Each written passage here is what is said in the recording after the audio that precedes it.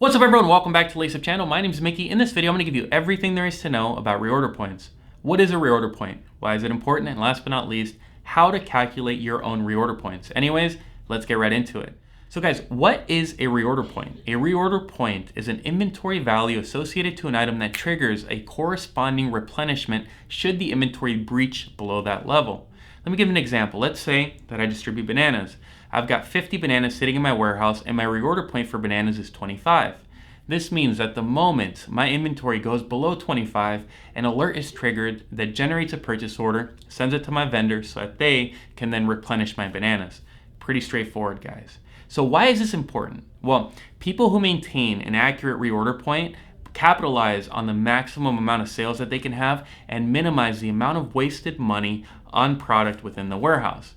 So for example, let's say that my reorder point is too low. A reorder point that's too low means that you're gonna request your product too late, and that means that you will have a time frame in between the time you put a purchase order in and the time you actually receive the product, wherein you won't be able to make any sales because you'll be out of product.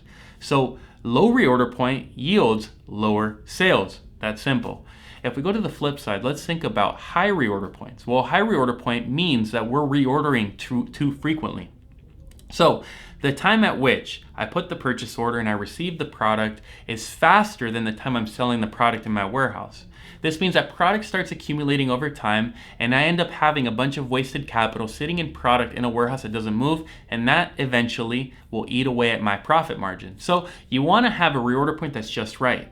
But at this stage you're like, okay Mickey, we get it conceptually, everything you're saying makes sense, but how does this actually work? Listen Johnny, I'm with you. I'm sorry I blabbed on and gave you this huge preamble of what a reorder point is, but let's talk about how to actually compute this thing. So reorder point's a simple formula. It's simple algebra. It's your average sales or your daily average sales times your vendor lead time plus a safety stock. So let's break down each of those variables. The first variable, daily average sales. What is daily average sales? That's the amount of product you sell on average per day. Now me, being very analytic oriented, I love calculating my daily average sales by day of the week because I understand that there are some days of the week that have greater sales numbers than others.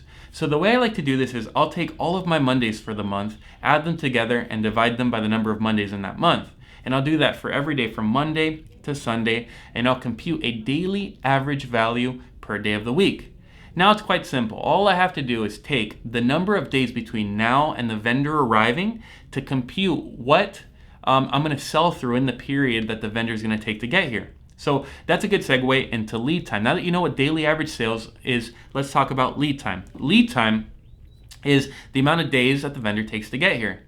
So going back to the first calculation, let's say hypothetically that we do all this math and we come up with the conclusion that we're selling 1 banana per day. Simple. I want to keep it simple, stupid. And the vendor lead time is 30 days. Well then guys, it's not rocket science. I'm gonna need 30 bananas as my reorder point when I trigger that replenishment order to my vendor. Because if I don't, then the moment that the truck comes in, I'm gonna be completely out of bananas. And that's not a good thing. That's not a good place that we wanna be. So you may be asking yourself, okay Mickey, if you are requesting the product right when you're supposed to, just so that when the vendor arrives, you're gonna have 0 on hand, what happens if there is this huge explosion in sales and what you accounted for and what you forecasted is wrong? Well, that's great, Johnny. Remember what I said, the reorder point equals, here's the key, it equals the daily average sales times the vendor lead time plus the magic value, safety stock. Now, safety stock is put in there to account for any drastic increases to your sales volume. It's actually quite simple. Safety stock takes your best moving days and it multiplies them the longest amount of time the vendor could take to arrive, and then it subtracts the average of your best, or the average of your sales days times the average of days the vendor takes to arrive. So let me give you an example. Let's say that your best selling day, your best average is 1.5 per day. So the most bananas you've ever sold in a day is 1.5. And let's say that your vendor, the longest that they've ever taken to get to you is 40 days. So if we do that math, 1.5 times 40, and I'm sorry, I'm no mathematician here, I believe that's 60. 60 bananas is what my max amount of time should be, my max reorder point should be. Now we're gonna subtract out the average. So remember what we talked about. The average is 1 banana per day and a 30-day lead time, which means we're going to subtract 60 minus 30. That means that my safety stock equals 30 bananas. So at all times here at the business, I have to have 30 bananas. Okay, and my reorder point, guys, is the safety stock plus the average number of daily sales times the lead time. So it would be 30 for those values plus 30, which is my safety stock, yields 60 as my reorder point.